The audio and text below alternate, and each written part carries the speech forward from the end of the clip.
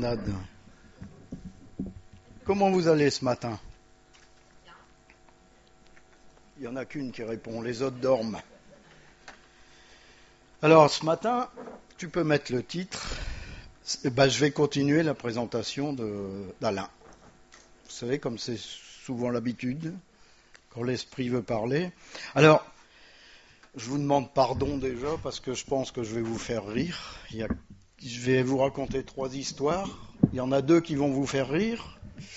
Il n'y en a qu'une qui est un petit peu plus, on va dire, difficile.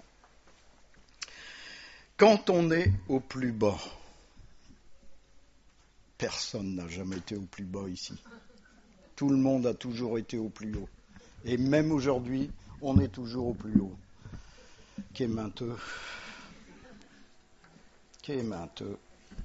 Mais le Seigneur nous donne la solution. On va aller en Jean, chapitre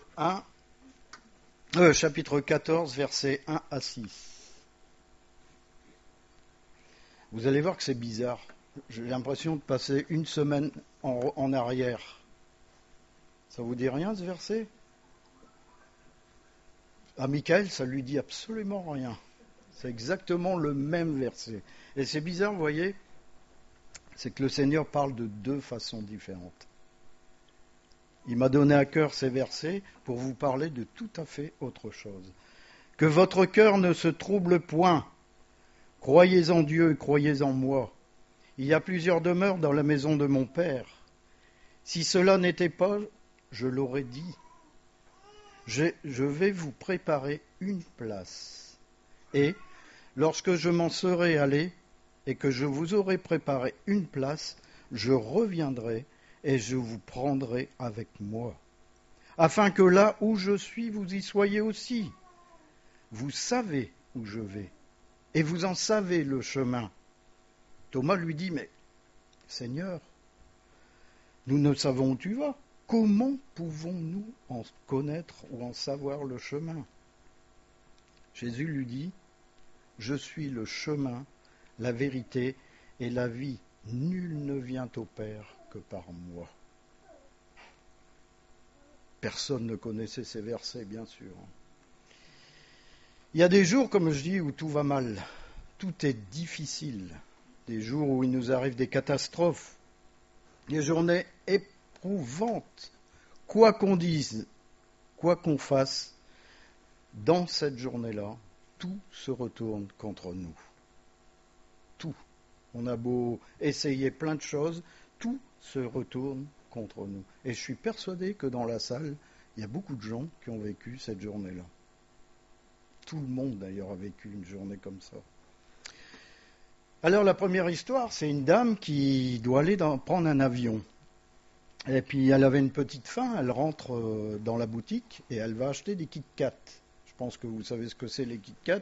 C'est pas de la nourriture pour chat, c'est des chocolats impeccables. Et elle arrive dans la zone d'embarquement, elle s'assoit, elle dépose son sac et son écharpe.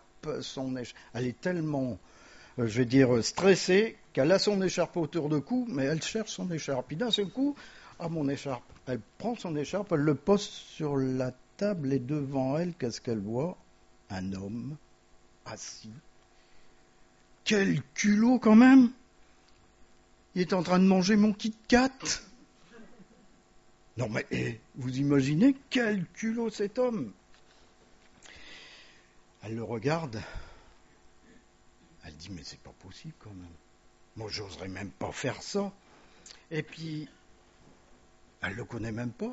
Mais comment il peut oser avoir cette façon de faire? Et au même moment, le monsieur la regarde et il reprend un morceau de son Kit Kat et il mange tranquillement.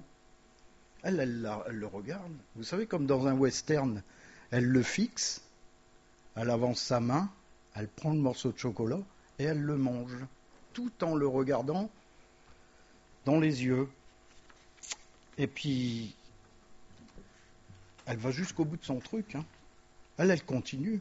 Lui, il prend un morceau, elle le regarde à nouveau, elle prend un morceau de Kit Kat et elle le mange. Et puis, bien sûr, il devait arriver ce qui est arrivé à la fin. plus de chocolat. Le monsieur se lève un peu agacé, il va à la boutique et il revient avec un Kit Kat. Il l'ouvre, il le pose sur la table, il prend un morceau. Et là, la dame pense, mais après tout, il m'en a mangé la moitié. Ben moi, qu'est-ce que je vais faire? Ben je vais prendre l'autre moitié et je vais le manger. Elle le fait aussitôt, elle mange la moitié du Kit Kat. Et d'un seul coup, les haut-parleurs disent, les personnes pour tel voyage, enfin, doivent s'avancer près de la porte d'embarquement avec leur billet d'avion. Qu'est-ce qu'elle fait? Elle dit, ouh, mon billet d'avion, elle ouvre son sac. Son Kit Kat. Elle s'est énervée. Il y a des moments où on s'énerve pour rien. Elle a monté dans les tours pour rien du tout. C'était même pas son Kit Kat, c'était celui du monsieur. Et elle est montée dans les tours. Et souvent, on a du mal à se calmer dans ces moments-là. Parce qu'on a fait chauffer le processus, parce qu'on s'est énervé tout seul, et on a du mal à baisser. Et on sait que le monde est en train de s'éteindre. On sait qu'il y a plein de choses qui se passent dans le monde. On connaît les difficultés. Et on se demande souvent comment ça va finir. Bien sûr, nous chrétiens, on le sait. Vous le savez comment ça va se terminer. Et on sait l'attente du chrétien. On la connaît chacun. Et c'est peut-être ce qu'ont ressenti les apôtres dans le chapitre 14 de Jean, si vous le lisez intégralement. Parce que pour eux, le début de la semaine avait parfaitement commencé. Magnifique, magnifique début de semaine. D'une façon glorieuse, magistrale. Comment commencer votre semaine? Parce que j'espère que vous savez que la semaine commence un dimanche et pas le lundi. Comment elle a commencé le début de semaine? Ben oui, dans la joie, dans la louange. La famille de Dieu a loué le Seigneur ce matin, on a chanté ensemble. Et il n'y a pas de mal à faire ça, parce que les enfants, le peuple, a fait exactement pareil quand ils ont vu Jésus. Qu'est-ce qu'ils ont crié en Jean chapitre 12, verset 13 ? Hosanna, béni soit celui qui vient au nom du Seigneur, le roi d'Israël. Ils ont chanté ça, ils ont loué le Seigneur. Eux l'ont fait. Mais vous pensez bien qu'il y en a d'autres derrière qui, eux, la semaine n'avaient pas bien commencé du tout. Pas bien du tout. Parce que les chefs des prêtres, les pharisiens, ils commençaient déjà à comploter contre Jésus. Ils commençaient déjà. Ils étaient au désespoir et eux, ils criaient, mais qu'est-ce que c'est que cet homme qui fait une entrée triomphale pareille en Jérusalem? Et d'ailleurs, en Jean chapitre 12, verset 19, on lit, les pharisiens se dirent donc les uns aux autres, vous voyez que vous ne gagnez rien, voici le monde est allé après lui. Notre boutique, elle va cramer. Il va nous manger tous nos clients. C'est ce qu'ils sont en train de dire. Alors ils ont commencé à comploter. Mais vous pensez bien que Jésus n'était absolument pas venu pour établir un royaume terrestre. On le sait. Il a refusé la couronne terrestre que les hommes lui ont tendue. Il voulait un roi arrivant sur un blanc destroyer. Ils ont vu un pauvre homme arriver sur un âne. C'est vexant. Ils ont été vexés. Ils ont été contrariés. Leur rêve d'avoir un royaume juif avec Jésus s'effondrait. C'était triste. Et la foule a commencé à changer. Leurs pensées ont changé. Ils ne voulaient plus de Jésus. Ils ne comprenaient même pas pourquoi Jésus était là. Et la fin de semaine n'allait plus du tout. Mais absolument plus. Et bientôt, le diable va se servir de ces prêtres, parce qu'ils vont chercher un homme qui pourra trahir et faire livrer Jésus, parce que la foule était inconstante, parce que la foule changeait constamment d'opinion, parce qu'elle refusait Jésus comme Messie. On n'en veut pas. On ne veut pas de ce triste homme qui est arrivé sur un âne. On attendait un roi. C'est quoi cet homme? Parce que vous imaginez bien que c'est comme ça que les pharisiens ont parlé de Jésus. Ils n'ont absolument pas compris le pourquoi de la venue de Jésus. Et souvent, il y a des circonstances pareilles dans l'Église qu'on ne comprend pas.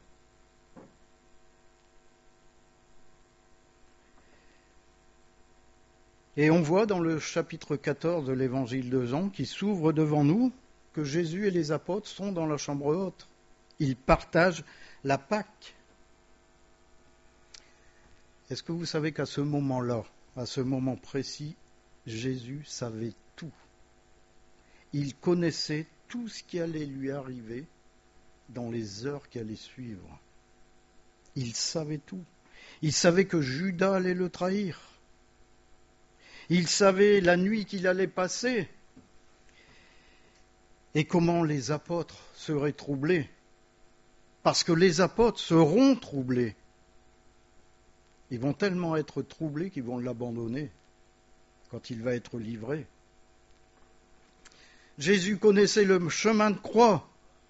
Il savait l'itinéraire qu'il allait emprunter pour aller au calvaire. Il a essayé de préparer les apôtres à cela.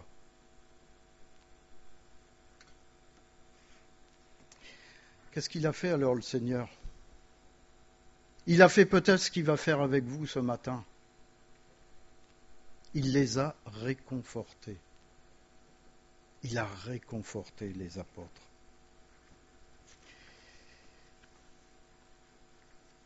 Je sais, mes amis, mes bien-aimés, que ce matin, il y a des gens qui ont besoin d'être réconfortés.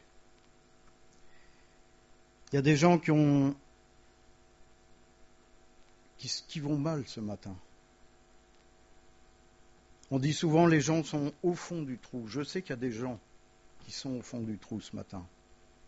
Et il y a une personne en particulier qui est au fond du trou ce matin. Souvent, on a un être cher qui est parti. On perd son emploi, on a des problèmes de couple. Ben oui, ça arrive. Certains ont des problèmes physiques. Certains vont aller à l'hôpital. D'autres sont seuls. D'autres sont déprimés. On éprouve tous des difficultés. Et dans ces moments-là, on se retrouve au plus bas. Et c'est là où on doit trouver ce moment de repos, comme a dit ce matin Alain. Dans ce moment le plus bas.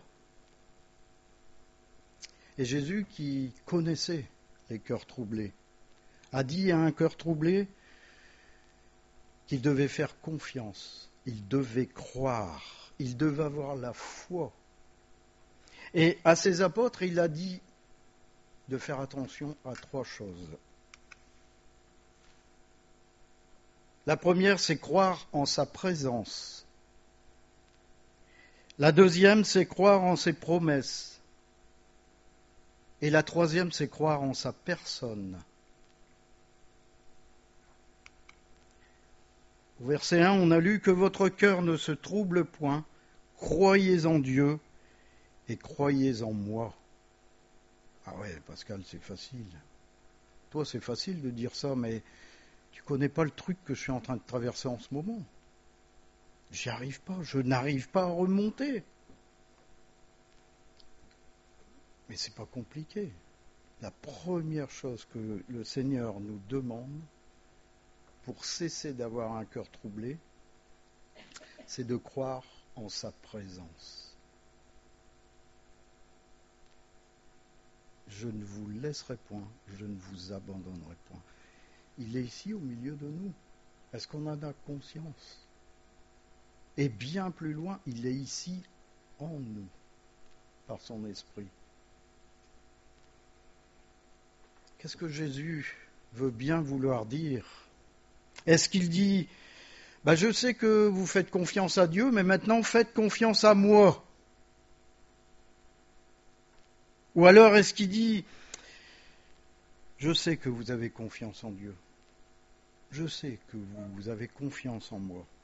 Maintenant, lorsque vous ne pourrez plus me voir, n'arrêtez pas de mettre votre confiance en moi. C'est ça qu'il est en train de nous dire. Même lorsque vous ne me voyez pas, même lorsque vous ne me sentez pas. Et c'est vrai, quand on a des problèmes, quand on traverse des problèmes, on voit que le problème. Alors que Jésus, il est toujours là à côté de nous. Puisqu'il a dit, je ne vous laisserai point, je ne vous abandonnerai point. C'est toujours plus facile de faire confiance à des choses qu'on voit, à des choses qu'on touche. C'est beaucoup plus facile. Jésus, on ne le voit pas.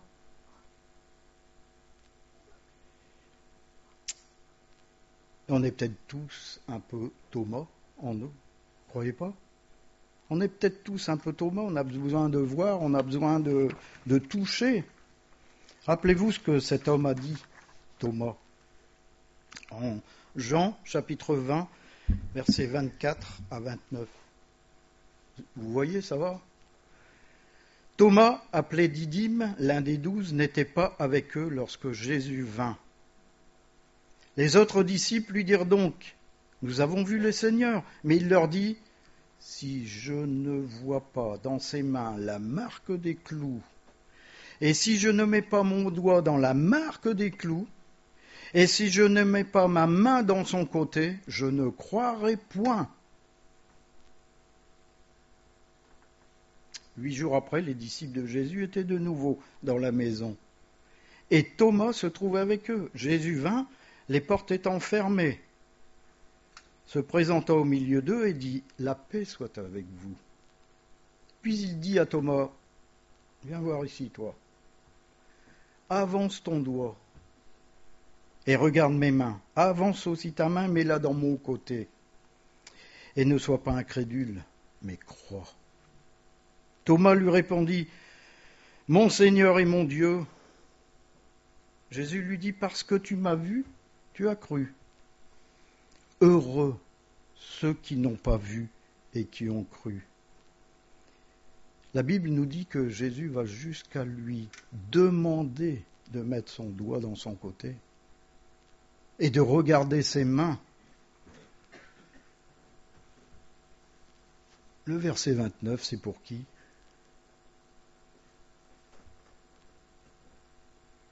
Heureux ceux qui n'ont pas cru, vu et qui ont cru.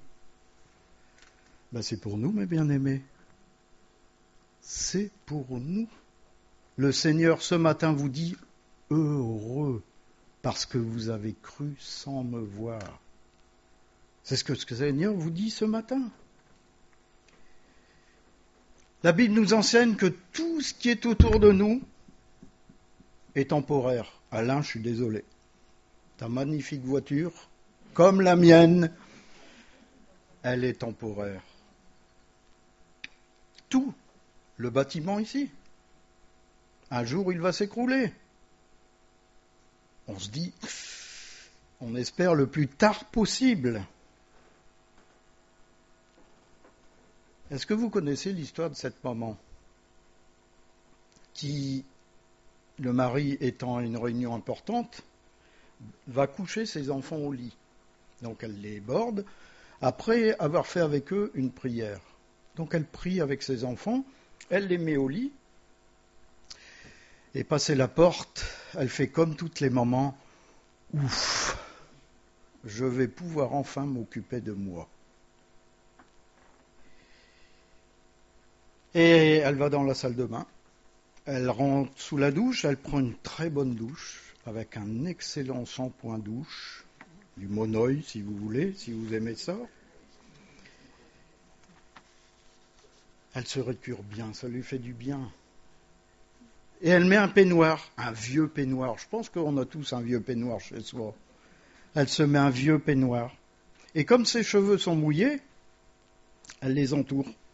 Elle les entoure d'une serviette. Et puis, elle fait un truc qu'on ne comprend pas. D'ailleurs, que les hommes ne comprennent pas. C'est qu'elle se tartine la figure avec de la crème hydratante. Et elle fait pour aller se coucher. Et elle passe devant la porte des enfants et elle entend un raffut incroyable. Elle ouvre la porte, elle dit « Les enfants, vous vous taisez, vous arrêtez de faire du bruit et vous dormez !» Elle ressort, elle claque la porte, elle part dans sa chambre. Les deux enfants se tournent l'un vers l'autre. C'était qui ? Eh oui, mes bien-aimés, on se regarde tous les jours dans un miroir. Et on voit nos corps qui vieillissent. Même avec de la crème hydratante, ils vieillissent. Pourquoi ? Parce que nos corps sont temporaires, comme tout ce qui est autour de nous. Toutes les choses qu'on peut voir vont disparaître. Il n'y a qu'une chose qui ne va pas disparaître. Ce sont les choses spirituelles qui vont durer éternellement. C'est une leçon, bien sûr, qui est difficile à entendre ce matin, que tout ce qui est autour de nous va disparaître, sauf ceux qui sont en Christ, sauf ceux qui ont cru, parce qu'ils vont devenir spirituels, en Christ. Et même si on est confronté à des difficultés, même si on est confronté à des choses difficiles, on sait que Christ est avec nous tous les jours. En Matthieu, chapitre 28, verset 20, « Et enseignez-leur à observer tout ce que je vous ai prescrit, et voici, je suis avec vous tous les jours jusqu'à la fin du monde. » Est-ce que vous croyez en ça, mes bien-aimés ? Il faut croire en ça. Croire dans la présence de Christ à nos côtés, même quand c'est difficile. La deuxième chose, quand on a un cœur troublé, c'est de croire dans les promesses de Jésus. Il y a plusieurs demeures, en Jean chapitre 14, versets 2 et 3, il y a plusieurs demeures dans la maison de mon Père, et si cela n'était pas, je vous l'aurais dit, je vais vous préparer une place, et lorsque je m'en serai allé, et que je vous aurai préparé une place, je reviendrai et je vous prendrai avec moi, afin que là où je suis, vous y soyez aussi. Je connais ma Bible, vous connaissez aussi votre Bible.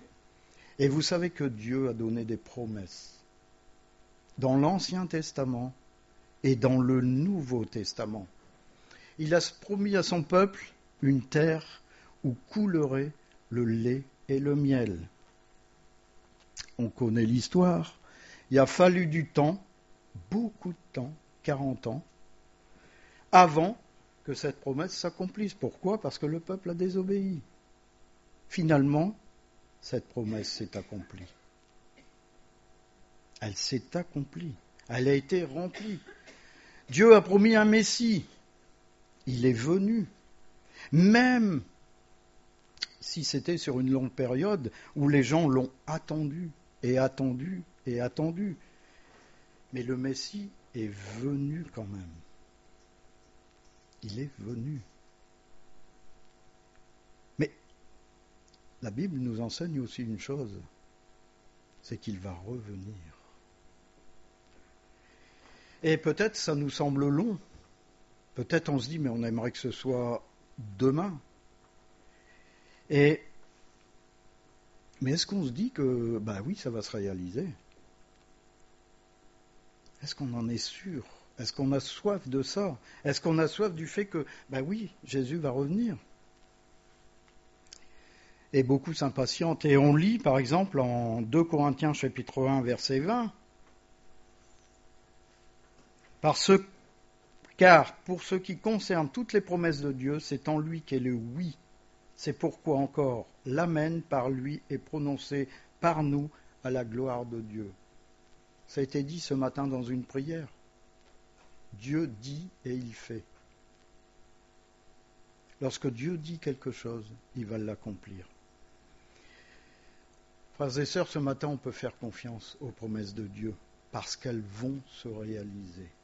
Personne ne peut s'interposer. Ce que Dieu a prévu, son oui et oui. Ce que Dieu a prévu, il va le réaliser. Et ça va s'accomplir dans nos vies, pour l'Église aussi, bien sûr. Mais pour nos vies, ça va s'accomplir. Et en parlant de demeure, la Bible emploie beaucoup de mots pour décrire le ciel. Le ciel est appelé un pays. Ça indique l'immensité. L'immensité.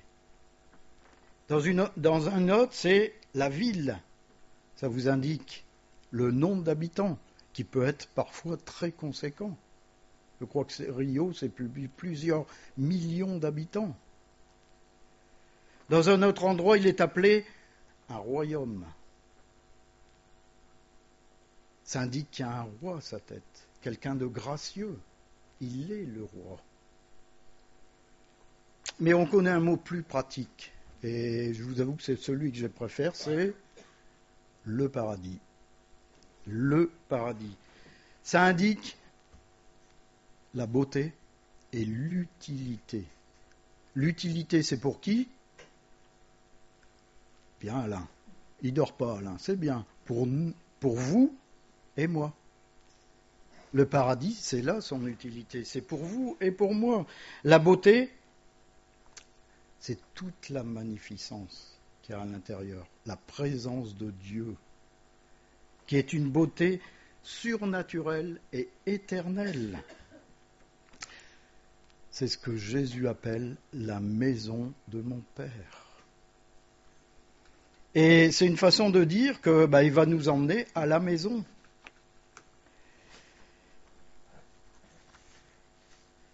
J'ai une maison qui m'attend. Merci Seigneur. Et quand je rentre à la maison, je me mets à l'aise. C'est-à-dire que je ne suis pas habillé comme ça. Je vais dire, dans un habit plus cool. Nous avons une maison, c'est l'endroit où on peut être nous-mêmes, où on peut enlever ses chaussures, on peut enlever sa cravate, que j'ai pas, mettre son vieux peignoir. La maison où on peut penser ce que l'on veut. La maison où on peut faire ce que l'on veut. La maison où on est toujours accepté. La maison où on est toujours aimé. C'est la maison. Et c'est la même maison qui nous attend chez notre Père. C'est exactement la même maison. Et quand on est dans cette maison, mes bien-aimés, on est des chrétiens. Ici, nous sommes des chrétiens. Si on va à Ikea, vous connaissez tous Ikea, le magasin Ikea, oui. Faites pas les timides, oui, c'est là où il y a 58 chambres, 58 salons, salles à manger, 49 cuisines, enfin c'est immense quoi. C'est immense, c'est Ikea. Et là on y est, à quel titre ? Clients. On est des clients. Tandis que dans l'église, dans la maison de Dieu, on est résident. La différence, elle est là. Dans la maison du Père, on est résident. On a bien sûr le bon comportement. On a le comportement de chrétien. Mais on est résident. C'est-à-dire qu'on est à la maison. On peut faire ce qu'on veut. On peut y avoir nos habitudes, bien sûr sans que cela gêne notre voisin. Mais on est à la maison, on est chez nous. La maison de notre Père. On n'est pas client de l'Église, vous êtes bien d'accord. On est résident. Si on commence à être client de l'Église, Il y a des questions à se poser. Et c'est pour ça qu'on dit qu'on est frères et sœurs. On est dans la même maison. Je vais reprendre. Il y a plusieurs demeures dans la maison de mon Père. Si cela n'était, je vous l'aurais dit, je vais vous préparer une place. Et lorsque je m'en serai allé et que je vous aurai préparé une place, je reviendrai, je vous prendrai avec moi, afin que là où je suis, vous y soyez aussi. Quelle merveilleuse promesse! Quelle merveilleuse promesse! C'est en français où c'est le mieux traduit. Il y a plusieurs demeures dans la maison de mon Père. Il n'a pas parlé de chambre, il a parlé de demeure, quelque chose de grand. Et est-ce que vous savez que le mot utilisé par Jésus est une coutume occidentale et qui a été reprise par nos amis mauriciens, je crois. C'est pour ça que si vous allez sur l'île Maurice, vous allez voir beaucoup de maisons où il y a encore du fer à béton qui sort. Vous allez vous dire, mais qu'est-ce qu'il est en train de me raconter? Quand un fils se marie, qu'est-ce qu'il fait? Il prend sa fiancée, il l'amène à son père. Qu'est-ce que fait son père, à votre avis? Il va construire une pièce pour accueillir le fils et sa fiancée. Paul et Sophie auront bientôt du travail. Et avec l'autre fils qui se marie, pareil, le père, qu'est-ce qu'il fait? Il ajoute encore une pièce. Il y a plusieurs demeures dans la maison de mon Père. Voilà ce que ça veut dire. Ça veut dire que il va accueillir tout le monde. Et est-ce que vous savez que une grande partie de nous-mêmes est déjà dans la maison du Père? Est-ce que vous le savez? Parce que notre nom est écrit. C'est ce que la parole nous dit. Notre nom est écrit dans le livre de la vie. Notre nouveau nom, notre nouvelle citoyenneté, elle est là-bas, dans la maison du Père. On y est déjà. J'espère que vous avez commencé à préparer vos affaires.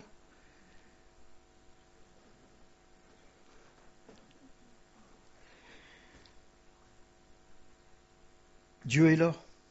Il est là-bas. Mon sauveur est là-bas. Mon héritage est là-bas. Ici, on n'a aucun héritage. Je vous l'ai dit, l'héritage qu'on a, il est temporaire. Si vous héritez d'une belle maison, vous allez hériter dans 50 ans, 60 ans, d'une belle ruine. Tandis que la maison de mon Père, elle est éternelle. Et vous êtes déjà dans la maison du Père. Et la promesse est remplie. La promesse est remplie parce que on va être ensemble dans la maison du Père. Et si nous voulons que notre cœur s'apaise maintenant, il faut croire en la personne de Jésus-Christ. Et c'est le troisième point.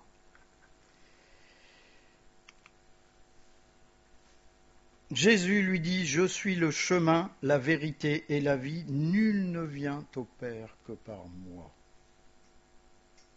Magnifique.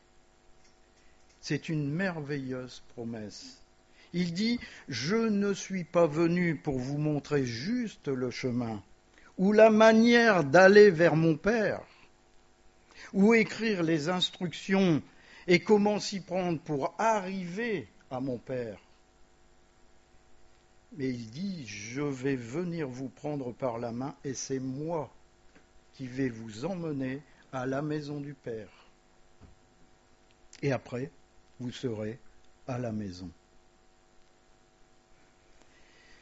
Il en connaît le chemin, puisqu'il est lui-même le chemin. C'est pour ça qu'il peut venir nous chercher chacun, nous prendre par la main et dire « Viens, suis-moi. Je vais t'emmener dans la maison du Père. » Peut-être que ce matin, il y a quelque chose sur ton cœur qui est lourd. Il y a quelque chose qu'on ne peut pas supporter. Peut-être que ce matin, tu es préoccupé par quelque chose. Peut-être que tu es inquiet, anxieux. Peut-être que quelqu'un au milieu de nous se sent vide à l'intérieur, comme ayant perdu la foi. Vous vous sentez seul. Vous vous sentez confus. Mais Christ va venir te chercher. Même si dans tes pensées tout est bousculé, Christ va venir te chercher. Vous savez, un jour, un soldat qui revenait de la guerre du Golfe téléphone à ses parents. Il tombe sur sa mère. Ses parents étaient d'une gentillesse incroyable. Le seul problème, et qui était un problème de taille, c'était des gens mondains. Et il s'apprêtait malheureusement ce soir-là à aller à une soirée mondaine. Et il raffolait aller dans ces soirées mondaines. Maman, dit le fils, je suis revenu de la guerre du Golfe. Sa mère lui dit, ah, où es-tu? Comment ça va? Est-ce que tu seras bientôt au milieu de nous? Tout le monde va être content de te voir. Son fils lui dit, oui, maman, c'est pour ça que je t'appelle. Je vais bientôt être de retour à la maison. Mais j'ai quelque chose à te dire et quelque chose à te demander. Il dit, j'ai un ami avec moi qui a fait la guerre avec moi. Mais sa mère lui dit, mais bien sûr, tes amis sont nos amis, il n'y a aucun souci, il peut venir. Mais attends, laisse-moi terminer, lui dit-il. Mon ami est défiguré. Mon ami n'a plus de bras, plus de jambes. Alors la maman lui dit, oui, mais bon, tu sais, je pense qu'il y a des organismes qui pourront s'occuper de lui, ils le feront mieux que nous, et puis je pense que ça va quand même être une charge pour nous. Il ne faudrait pas trop le ramener à la maison quand même. Elle dit, mais écoute, je suis désolé, là, on doit s'en aller, si tu veux, tu peux me rappeler plus tard. Elle me dit, puis elle raccroche, elle lui dit, puis elle raccroche. La soirée se passe, ils rentrent chez eux, bien sûr après la soirée, tout contents de leur soirée, le téléphone sonne. Au téléphone, un policier dit bonsoir madame, il dit nous avons retrouvé un jeune soldat dans une chambre d'hôtel mort. Il dit il était défiguré, il n'y avait plus de bras, il n'y avait plus de jambes. Il dit et dans ses affaires on a retrouvé des papiers, il semble que ce soit votre fils. L'accueil. Quel accueil ce fils a eu de sa mère. Quel accueil. Les organismes le feront mieux que nous. Et puis, il va être une charge. Quel accueil il a eu. Mais, mes amis, ce matin, je vais vous dire que le Seigneur vous prend tel que vous êtes. Tel que vous êtes. Avec tous vos défauts, avec toutes vos qualités, il vous prend tel que vous êtes. Quand il va vous prendre par la main, il va vous prendre tel que vous êtes. Et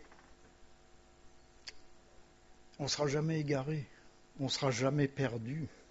Parce que Jésus sera avec nous, c'est lui qui va nous tenir fermement la main.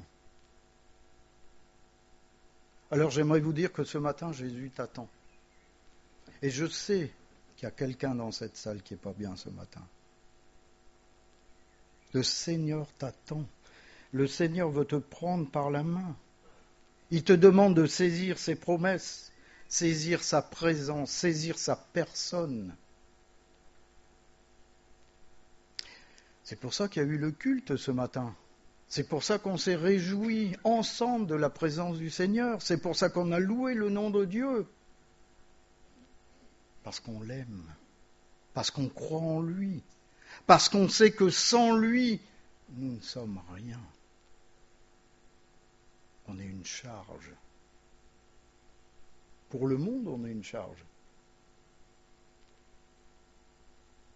Et pour Jésus, il te prend tel que tu es. Tel que tu es. Même si dans tes pensées, tu es le pire d'entre tous. c'est lui qui juge. C'est pas les gens autour de toi. C'est pas ta conscience. C'est surtout pas tes pensées. C'est lui. Et quand il vient te chercher, il dit viens, allons ensemble à la maison de mon Père. Et ce matin, il faut saisir cette victoire pour ta vie. Saisir chacune de ces choses qui ont été dites ce matin. Saisir que Jésus n'est pas celui que tu crois peut-être. Jésus, il a accepté pour toi de mourir sur la croix. Il a accepté que son côté soit percé, que le sang coule. Il a accepté d'avoir ses mains et ses pieds transpercés, accusé à tort d'un péché qu'il n'avait jamais commis. Il a pris tes péchés sur lui. Et ce matin, il te dit, mais je les ai laissés tomber. J'ai pris ton fardeau et je les ai laissés, ils sont dans un coin. Ce matin, je viens pour toi. Je vais te prendre par la main et aller à la maison de mon Père. Amen. Merci Seigneur pour cette présence, Seigneur. C'est vrai, Seigneur, que nous sommes souvent oublieux. On oublie, Seigneur, que tu es là. Parfois, on vit notre vie à 100 à l'heure. Et quand il y a des catastrophes, on perd courage, on perd même notre foi. Mais Seigneur, nous avons la certitude que toi, tu ne nous abandonnes pas.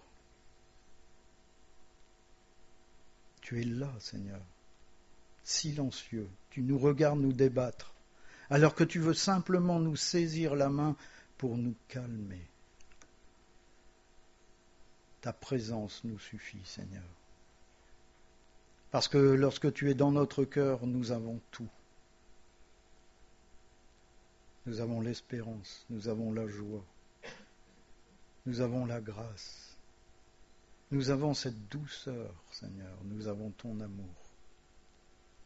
Seigneur, que ce matin, tu puisses réchauffer des cœurs, que tu puisses relever des cœurs qui sont au plus bas ce matin. Seigneur, que ton esprit agisse maintenant, au nom de Jésus-Christ. Amen.